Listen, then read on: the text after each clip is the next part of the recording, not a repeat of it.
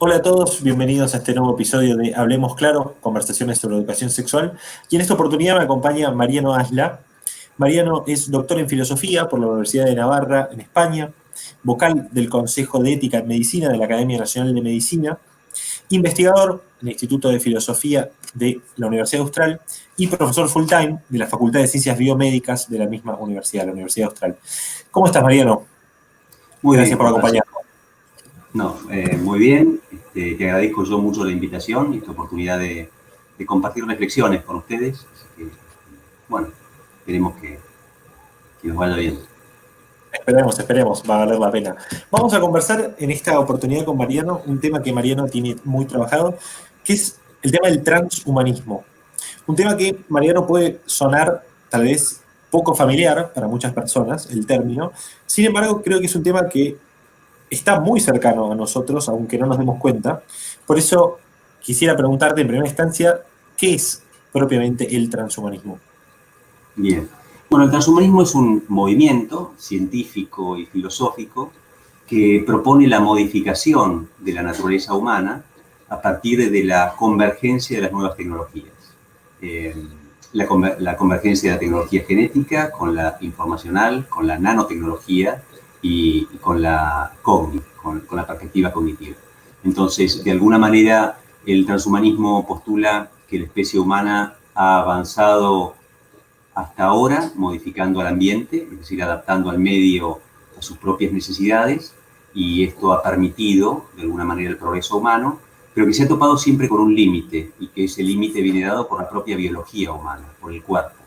Entonces, de alguna manera, el transhumanismo se propone la modificación del cuerpo humano en aras de obtener una mayor longevidad, una mejor salud en términos generales, de potenciar las capacidades cognitivas, de mejorar las disposiciones y el control sobre las propias emociones. A mí siempre me gusta decir que el transhumanismo de alguna manera tiene una de sus raíces, para usar una metáfora, en el canto de sirenas del más, ¿no? Más días de vida, más placer en el placer, más memoria de corto y de largo plazo, más y mejor control de nuestra vida afectiva. Entonces, de alguna manera apunta a esa, o responde a ese deseo natural y esa insatisfacción natural del ser humano con lo que se le ofrece. Claro que a ese deseo se va a responder ahora técnicamente, es decir, el transhumanismo propone que esos deseos van a llegar a satisfacerse cuando dejemos de lado los medios habituales que tenemos para progresar, que sería el progreso cultural, y directamente operemos sobre nuestra propia biología, sobre nuestro propio cuerpo, sobre nuestros genes, sobre nuestro cerebro. Es una temática que se ve mucho en la literatura, pero principalmente en esta época, mucho en series, películas, ¿no? ¿Hay alguna película o serie en particular que digas este tema se ve muy bien retratado? El movimiento nace en la costa tecnológica de Estados Unidos, sobre todo en las reflexiones de grupos interesantes de ingenieros dedicados a inteligencia artificial, que es otro de las patas del movimiento transhumanista, y en la Universidad de Oxford. Entonces yo creo que tiene unas raíces, digamos, anglosajonas muy, muy marcadas.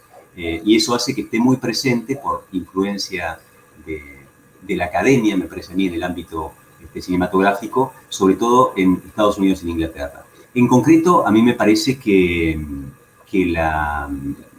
en Netflix hay varias series que tienen temática claramente transhumanista. Carbón Alterado es una de ellas, Black Mirror, son capítulos en los cuales, de algún modo, jugando con escenarios distópicos, se ve cómo la tecnología coloniza el cuerpo humano, que de alguna manera, me parece a mí, lo distintivo del movimiento transhumanista.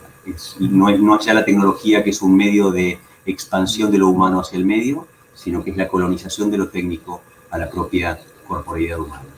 También hay que decir, me parece interesante, que el transhumanismo tiene otro de sus fundamentos interesantes, es que en el caso de la especie humana lo natural y lo cultural o lo tecnológico están esencialmente imbricados, ¿no? Que en el ser humano la naturaleza requiere de la cultura para su pleno desarrollo.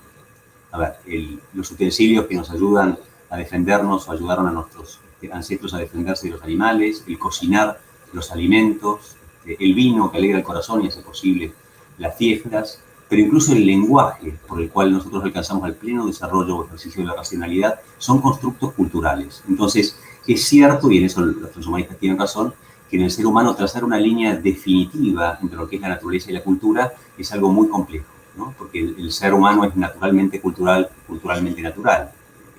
Y lo ha sido siempre, en un proceso que es de coevolución. Por supuesto que el transhumanista lo que apunta ahora es que a ese equilibrio o esa armonía que se da entre lo biológico y lo técnico, en este momento lo que ellos dicen es que el límite nos obliga a pensar en que el protagonismo de lo técnico sea cada vez mayor. Operar directamente sobre el cerebro para obtener mejores rindes, o sobre nuestros genes, o sobre nuestras capacidades en general. De alguna manera esto ya lo vemos, ¿no? Hemos aceptado en el siglo XX la medicalización de muchas dimensiones de la vida humana, ¿no? Desde la apariencia física, el índice de masa corporal, el peso, hasta el rendimiento deportivo, que muchas veces está favorecido por la utilización de fármacos, y también el rendimiento intelectual o los estados emotivos. Entonces, este juego entre lo natural y lo cultural, y lo técnico y lo biológico, me parece a mí que es el terreno en el cual se mueve el transhumanismo. Quería hacer referencia a una cuestión que planteaste en un momento, pusiste como ejemplo Black Mirror, por ejemplo, y recuerdo que su creador en una entrevista dijo, bueno, tal vez uno cuando mira la serie puede pensar en un futuro muy lejano, y la verdad es que no es un futuro muy lejano. Tal vez todas estas cuestiones de transhumanismo nos pueden sonar como uno lo asocia a una película futurista que está ambientada dentro de muchísimo tiempo, ¿no? Pero, sin embargo, ¿es cierto lo que dice el creador de esta serie, que en el fondo no es una cosa muy lejana? A mí me parece que el programa transhumanista involucra cosas que difícilmente sean posibles nunca. Hay algunas propuestas que para mí rayan directamente con lo que siempre va a ser ciencia ficción, o lo que está cerca de lo delirante. Por ejemplo, trasladar la conciencia humana a un soporte digital, me parece que eso contradice las formas más razonables que tenemos de ver cómo funciona la conciencia humana. Pero hay otras propuestas que están relativamente cerca, ¿no? Todo el tema de la modificación genética o de la manipulación genética, hay muchas técnicas, entre ellas CRISPR-Cas9, que permiten la edición de genes, y eso es algo que se hace de una forma habitual, ¿no? Hay organismos genéticamente modificados, comemos todos los días algunos de ellos, ¿no? Como el maíz y manzanas, e incluso se ha hecho sobre tejidos y embriones humanos. Entonces, este tipo de cosas ya empiezan a verse y son de realidad. Luego, es verdad que no salen bien, que esas modificaciones genéticas muchas veces producen alteraciones que se llaman off-target, es decir, provocan modificaciones en el genoma de consecuencias imprevisibles y alejadas de lo que se proponía, es decir, están en estados muy imperfectos de desarrollo, pero ya se hacen. Otro ejemplo para mí bastante espeluznante de esto son las quimerizaciones, que es la obtención de embriones, ya sea animales o humanos, modificados con carga genética o material genética de otra especie. Y eso se ha dado con la modificación de ratones, por ejemplo, para que desarrollen tumores humanos, o con la modificación de embriones de cerdo y de oveja con partes del genoma humano para obtener estas quimeras. Hasta donde nosotros sabemos, esas quimeras se ha permitido el desarrollo de escasos días, pero digamos, se está haciendo.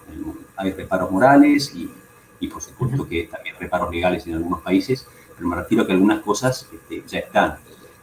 Otras tienen que ver, por ejemplo, con la estimulación transcraneal profunda, que es una técnica que se está practicando, que se está estudiando en muchos lugares, que es el tema de estimular eléctricamente el cerebro para mejorar sus capacidades, para mejorar sus habilidades, para darnos más frescura o para, digamos, contrarrestar el cansancio. Y hay experiencias y experimentos interesantes en ese sentido.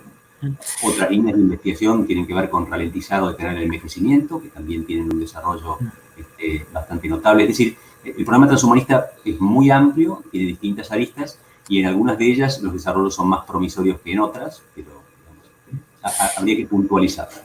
Dijiste que este movimiento intentaba o se detenía sobre diversos factores o diversas situaciones de la vida humana, ¿no? Principalmente, ¿cuáles son los planteos o los cambios que se están realizando o que plantean realizarse en el plano sexual del ser humano? Bueno, Una de las tesis fundamentales del transhumanismo es la obsolescencia del cuerpo humano. Ellos asumen que el cuerpo que nosotros tenemos es el remanente evolutivo de un nicho vital al cual ya no pertenecemos. Tenemos más o menos un cuerpo parecido al nuestro desde hace unos 60.000 o 70.000 años, y en ese momento vivíamos en pequeñas comunidades, prácticamente no nos desplazábamos casi nada a lo largo de la vida. Los trabajos eran mayormente manuales, de recolección o de caza, no había una sobrecarga de las capacidades cognitivas, no se exigía tanto la memoria, es decir, teníamos un cuerpo adaptado a un medio que no es el nuestro. Ellos dicen que hubo un cambio espectacular en la situación que nos rodea y que nuestro cuerpo ya no responde a las necesidades que tenemos. Entonces, el upgrade de nuestro cuerpo viene a través de la tecnología. Y entonces vienen las propuestas, que es liberarnos del lastre del envejecimiento, mejorar las capacidades cognitivas, mejorar las capacidades afectivas, etc. En concreto, en el tema de la sexualidad humana, ellos proponen que esta liberación morfológica, es decir, esta liberación del cuerpo, tiene como dos patas fundamentales. Por un lado, liberar a la reproducción de la sexualidad, y del otro lado, liberar a la sexualidad de la reproducción. Empiezo por la segunda, que es la más, me parece a mí, manifiesta.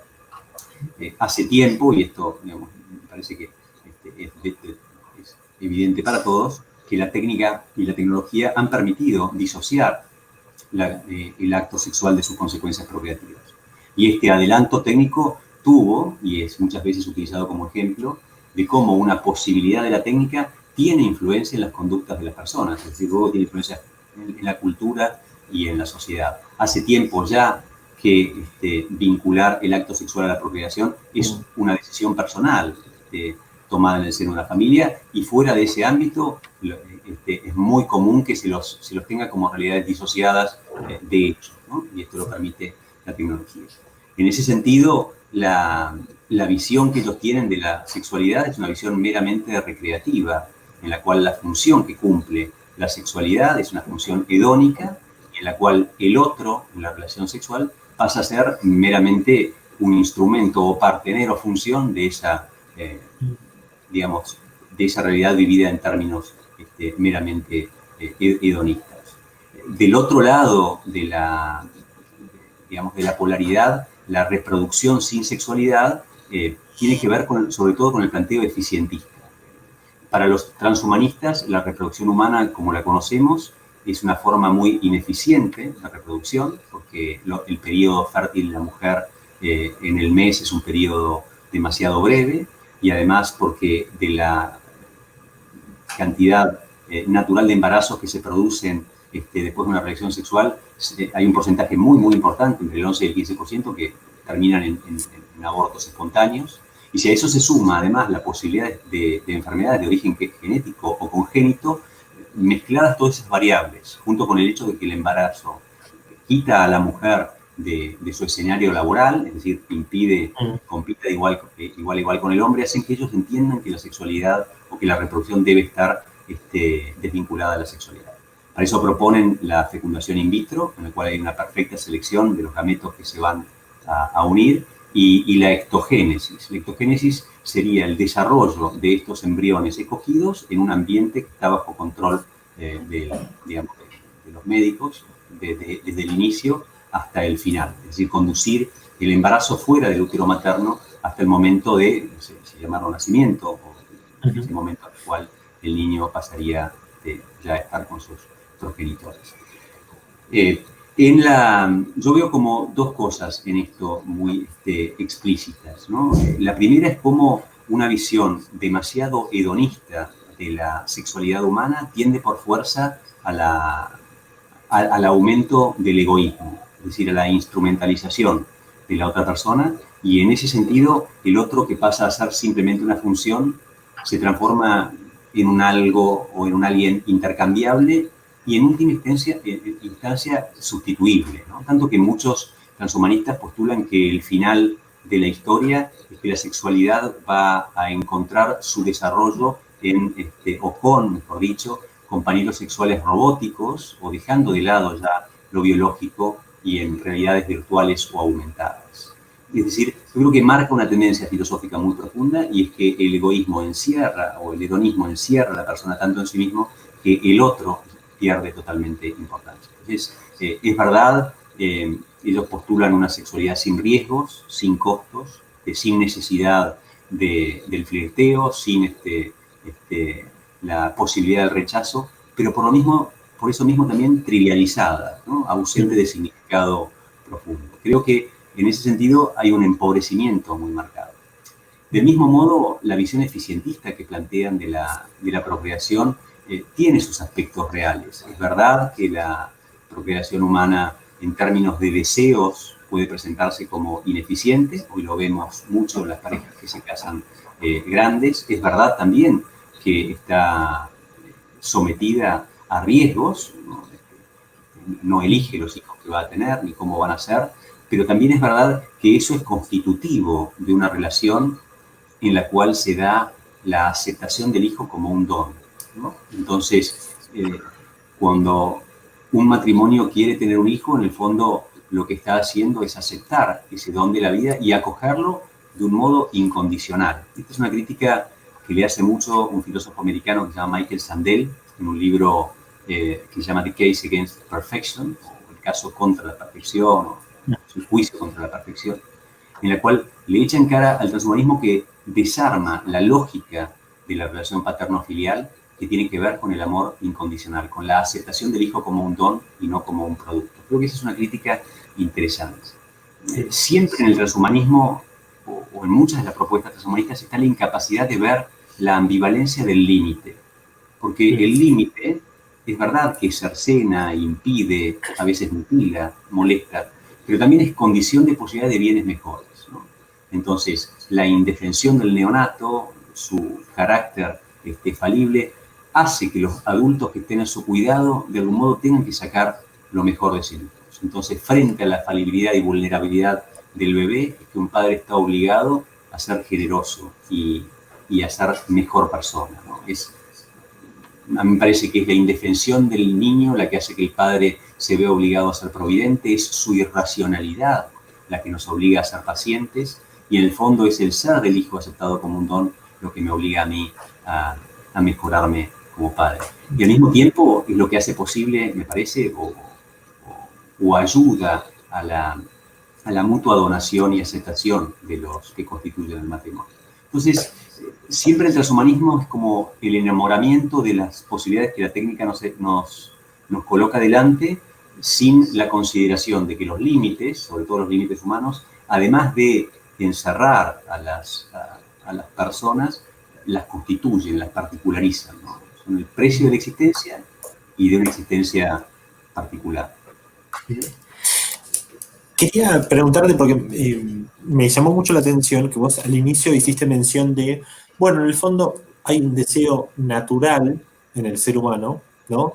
A la continuación, en cierta manera, a la inmortalidad, ¿no? Como que, bueno, siempre más, hay un siempre más natural, ¿no?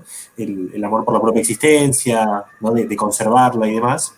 Pero acá me pareció interesante porque planteaste después en un momento la noción del egoísmo, ¿no? Y el hedonismo. Entonces, como, por eso quería preguntarte, porque recién mencionabas la ambivalencia del límite, ¿no? Entonces, diciendo, bueno, el límite tiene su parte que justamente que recorta, pero también su parte que permite un crecimiento. ¿Cómo, justamente creo que ahí una pregunta que podría surgir es, bueno, pero el deseo a más también podemos decir que es una tendencia natural. Entonces, ¿no habría una contradicción, podría decir alguien, entre este deseo de más y el límite, o mejor dicho, entre el deseo de más y el límite, preferir el límite o quedarme con el límite y no seguir desarrollando ese deseo de más? Sí. Bueno, es una muy buena pregunta y que se podría encarar, me parece a mí, en cada uno de los puntos del programa transhumanista. Elijo uno para mostrar esta ambivalencia. Hay un autor que se llama Julian Savulescu, que es un filósofo oxoniense, que propone lo que él llama principio de beneficencia procreativa. Él dice, por principio moral, un padre está obligado a buscar lo mejor que pueda para la existencia de su hijo futuro. Lo mejor en términos de educación, de nutrición, de compañías, etc. Y hasta ahí me parece que todos estamos de acuerdo.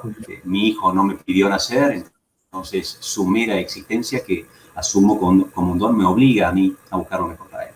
Ahora, él da un paso más y dice, así como estoy obligado a buscar la mejor educación y el mejor ambiente donde vivir, también estoy obligado a buscar su mejor constitución genética.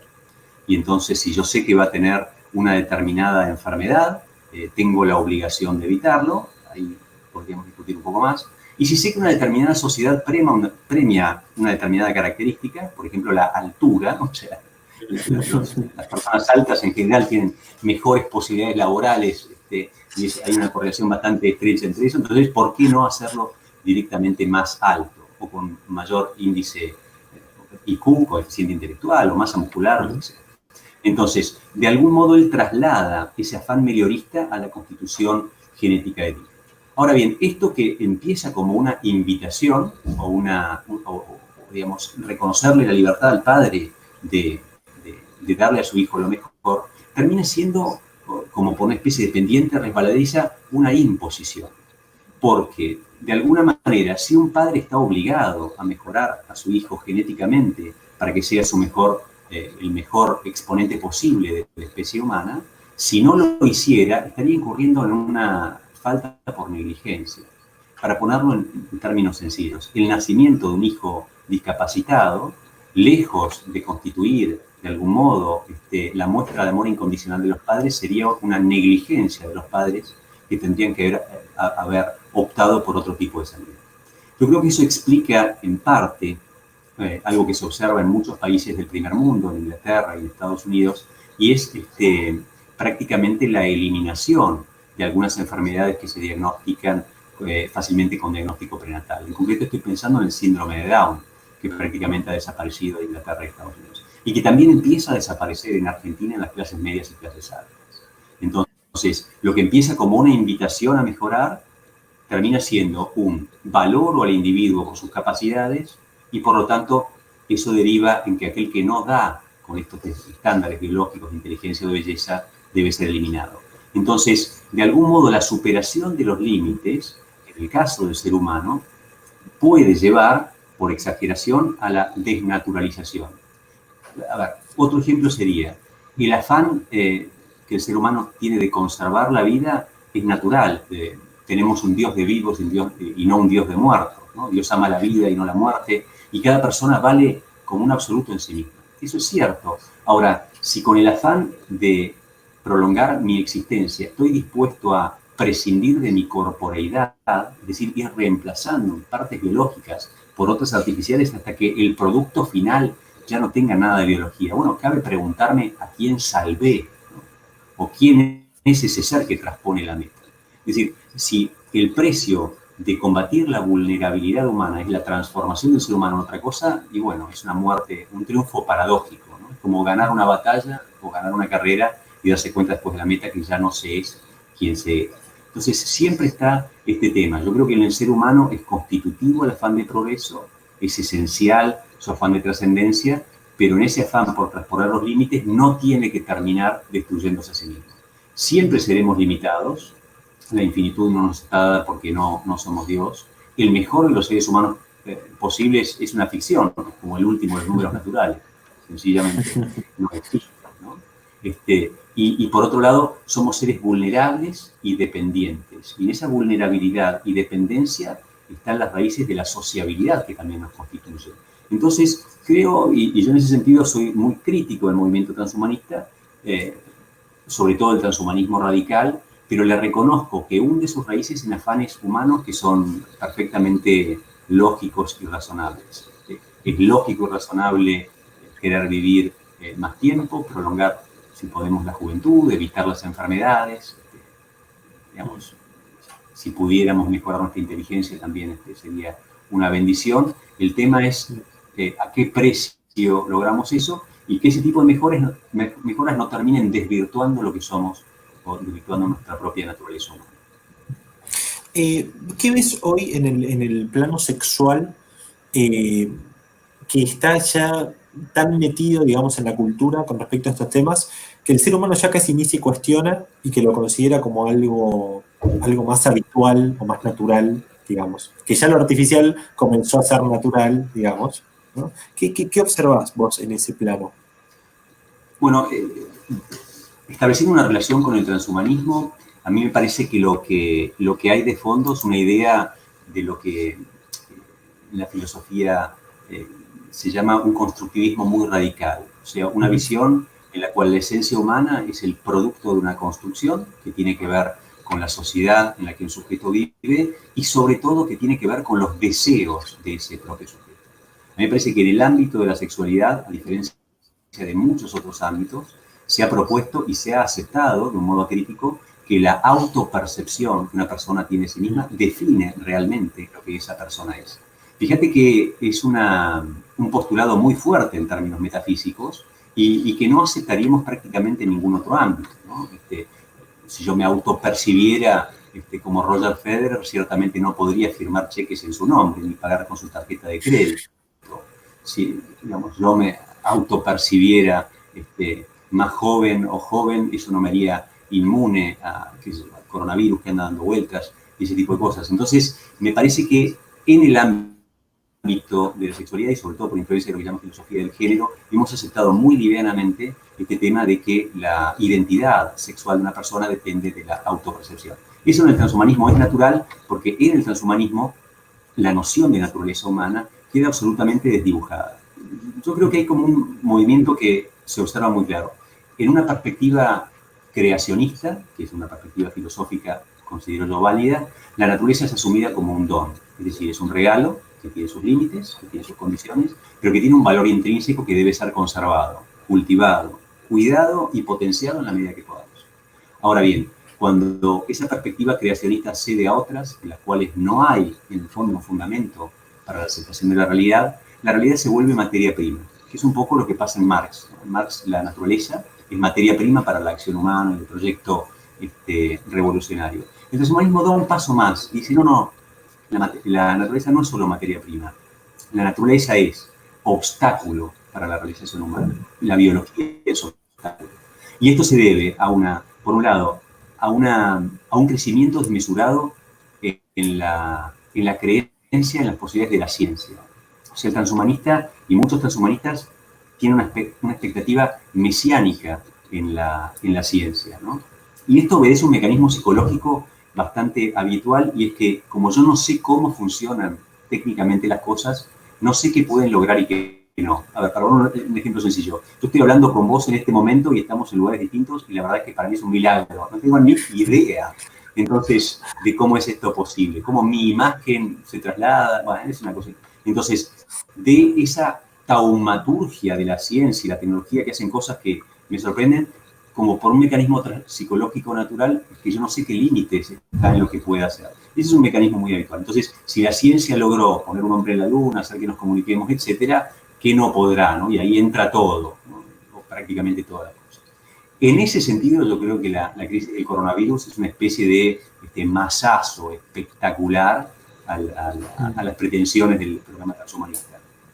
Hay pocas, y colectivamente, ¿no? Nos devolvió la conciencia de la vulnerabilidad de un modo espectacular. No la creó la vulnerabilidad, siempre fuimos vulnerables y finitos, pero esta crisis del coronavirus nos desilusionó de muchas cosas. Entonces, brevemente, el transhumanista mira a la naturaleza humana no solo como materia prima, sino como obstáculo, porque cree que la ciencia puede hacer algo mejor, y por otro lado, por la hipertrofia del deseo. Es decir, el deseo humano ha adquirido un carácter hipertrofiado. No, más que hipertrofiado, yo diría hiperplásico. No es que las células que constituían el deseo crecieron como en la hipertrofia. Se han generado células nuevas de deseo, ¿no?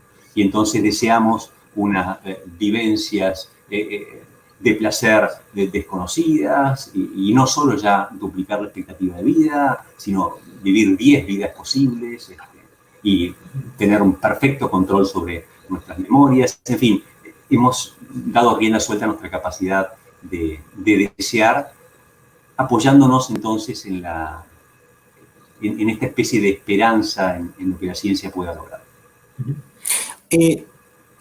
¿Hay, sin embargo, podemos decir, algo de bueno en los avances del transhumanismo? ¿O podemos, o sea, mejor dicho, podemos catalogar así de blanco-negro? ¿O podemos, si uno hace un discernimiento adecuado?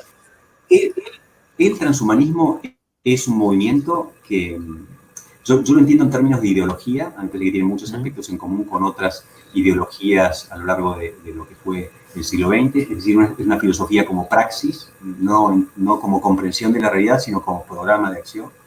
Está imbuida de un espíritu prometeico, es decir, reapropiarse para el ser humano caracteres que antes pensábamos que eran divinos. El ser humano es autor y fin de sí mismo, y además, como Prometeo, lo va a lograr a través de la tecnología. Y por último, una escatología intramundana. O sea, en estos tres aspectos se parece el transhumanismo a las viejas ideologías, ¿no? Y el ser humano se modifica a sí mismo a través de la tecnología y se promete el paraíso terrenal en la Tierra. Y en ese sentido, como todas las ideologías o todo este tipo de planteos ideológicos, me parece a mí que se chocan contra los límites de la naturaleza humana y que son, en el fondo, falsas expectativas y que van a llevar a la desilusión. Del otro lado, como ya te dije, el transhumanismo no es un movimiento homogéneo ni uniforme, y están aquellos que están más cerca de la ilusión de un ideólogo y aquellos otros que son fuertemente críticos. Entonces, el transhumanismo yo creo que es tanto una ideología como un fuero de discusión, y en el ámbito transhumanista académico se discuten fuertemente cada una de las tesis, se las discute en términos de factibilidad, se las discute en términos de deseabilidad, es deseable o no prolongar la vida humana a 1500 años, y en términos de licitud moral, ¿no? Por ejemplo, ¿es lícito que un ser humano no envejezca y no muere? ¿O tenemos obligaciones para los que vendrán, dejarles un lugar en el mundo, por ejemplo? Entonces, el transhumanismo está lleno de estas ambivalencias, me parece que son constitutivas, y eso es lo que hace que tenga como esas dos caras, ¿no? Por un lado se presenta como un programa de acción muy fuerte y muy ilusionante, y por otro como un fuero de discusión en el cual hay muchas ideas encontradas. Yo reivindico en el ser humano que, dentro de la propuesta transhumanista, la evidencia de que lo natural y lo cultural en el ser humano son realidades o dimensiones coesenciales, el afán de progreso, el afán de superación, pero entiendo que el verdadero desafío, hay un autor llamado Nicholas Agar, que es un filósofo australiano, que habla de un mejoramiento verdaderamente humano. Dice, hay un transhumanismo moderado, que es el transhumanismo que le permite al ser humano potenciar sus capacidades sin desvirtuar la naturaleza humana. A mí me parece interesante como propuesta, hay que ver, ¿no? Si realmente ese tipo de transhumanismo merece el nombre de transhumanismo. Quizás admitir que la ciencia interviene en lo que somos, que el nombre transhumanismo le quede bastante grande, porque ya los humanistas lo hacían, ¿no? A ver, el hecho de escribir un libro es de alguna manera una prótesis de memoria, ¿no? Utilizar anteojos, desde hace cuánto tiempo, una pata de palo, un implante dental. Bueno, siempre hemos convivido con la técnica y la hemos incorporado en algún sentido. Ni hablar, como te dije antes, del lenguaje, que es una introducción o intromisión de la cultura en la constitución más íntima del pensamiento, ¿no? Entonces, a mí me parece que los transhumanismos moderados se parecen bastante al humanismo que yo defiendo. Y en cambio, los transhumanismos más radicales, que son mucho más inasibles, más difíciles de evaluar, etcétera, son atractivos, pero más irreales también. Este transhumanismo moderado del que hablabas hace un rato, ¿supone necesariamente una visión creacionista como conversábamos antes? No, a mí me parece que no. Hasta cierto punto es compatible con una visión creacionista, pero no necesariamente. Te pongo dos ejemplos. Hay autores, como por ejemplo Jürgen Habermas, que defienden en cierto sentido lo que se puede llamar principio de parcialidad. Y esto es el derecho que tenemos a valorar algo simplemente por el vínculo que nos une a esa cosa. Gerald Cohen, que es un filósofo neomarxista contemporáneo, va en la misma línea, y Bernard Williams, para nombrar otros dos autores que no son creyentes, que son agnósticos, van en esta línea de que tenemos derecho y es lícito que querramos a alguien simplemente por el vínculo que nos une a él. A ver, para ponerlo en términos sencillos, un padre ama a sus hijos porque son sus hijos y no porque sean el mejor hijo posible. Entonces, es justamente el vínculo el que da razón de esa predilección. Uno ama y quiere a sus seres queridos y siente y tiene una obligación primordial hacia con ellos en virtud del vínculo que nos une.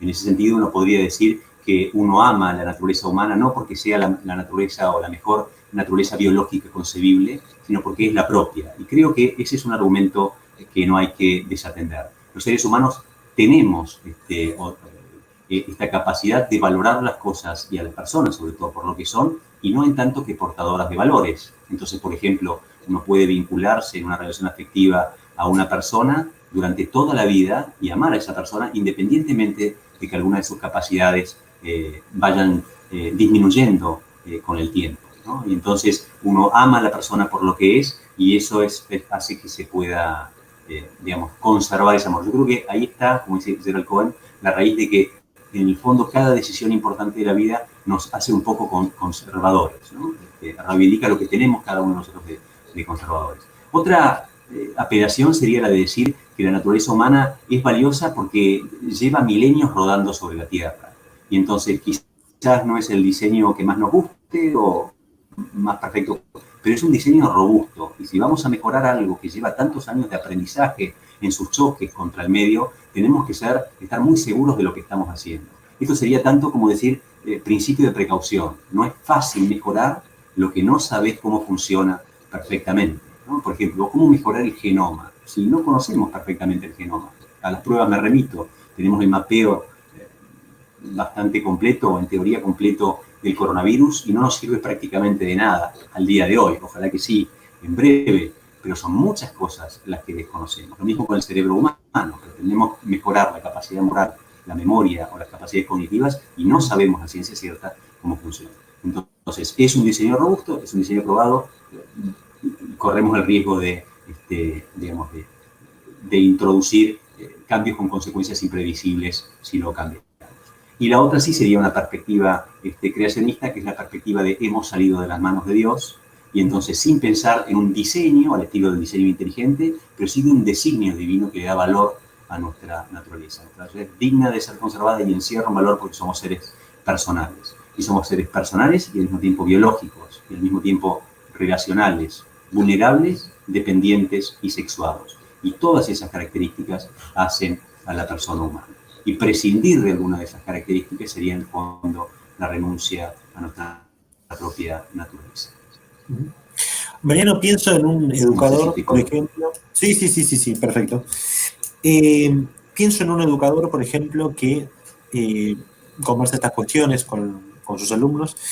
Y bueno, hemos visto que, por ejemplo, la tecnología ha hecho buenos avances que han permitido, ¿no?, un mejor despliegue del ser humano. ¿Cómo aprender a distinguir los límites, ¿no? ¿Cómo se puede ayudar a eso? ¿Cuál es el camino? Bien, yo creo que la tecnología es constitutiva, que somos una especie inviable si no es por el auxilio de la cultura y de la tecnología.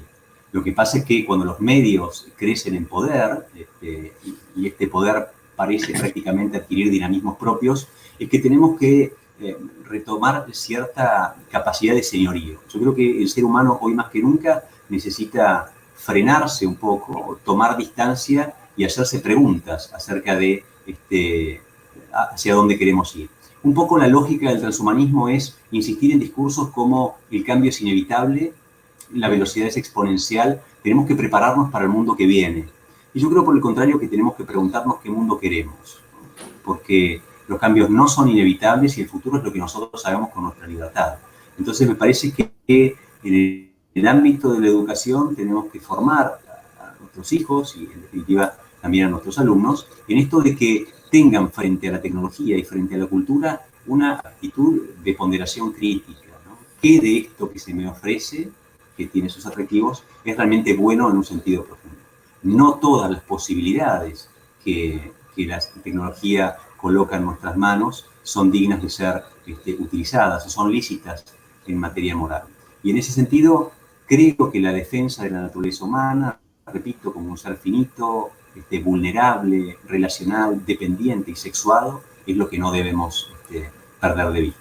Cualquier tipo de desarrollo tecnológico que vaya en consonancia con estas características me parece que perfecciona la naturaleza humana. Aquel que vaya en detrimento de estas características, aunque nos permita vivir más tiempo o adquirir alguna u otra propiedad en sueño, termina minando nuestra propia constitución o nuestra propia esencia como seres humanos. Luego, no se puede hacer juicios globales. El transhumanismo y la tecnología no puede ser evaluada en bloque, ni es buena ni es mala. caso por caso, hay que evaluar las cosas y atender a cuáles son los medios que se utilizan en la experimentación, qué precio pagan los sujetos que están sometidos a esa experimentación, qué consecuencias previsibles hay de los actos, qué costos puede acarrear. Otra discusión interesante es si están dadas o no las condiciones para un reparto equitativo de los beneficios de la tecnología, ¿no? En fin, abre un abanico de discusiones que no deben ser omitidas. Yo creo que uno debe dejar de lado dos actitudes pueriles, que serían el rechazo crítico o en bloque, como diciendo todo esto es fruto de una especie de eructo del infierno y de Satanás saliendo, que no es el caso, o tampoco una aceptación acrítica e incondicional, como si uno pudiera entender o conferirle a la ciencia y a la tecnología un carácter mesiánico. No, la esperanza o encuentra en Dios su garante o está vacía. Genial. Mariano, muchísimas gracias por esta conversación, por este rato. No, muchísimas gracias a ustedes y bueno, los animo a seguir con este tipo de entrevistas y de animarse a pensar las cosas, que me parece que es algo que nos hace falta. Muchísimas gracias. No, muchas gracias, nos enriquece mucho. Y a todos, muchas gracias por escucharnos. Ya saben, entren en www.gruposolido.org. Hay un sector que es Hablemos Claro, donde van a encontrar los demás episodios de este espacio de Grupo Sólido. Muchas gracias y nos encontramos en el próximo episodio de Hablemos Claro, conversaciones sobre educación sexual.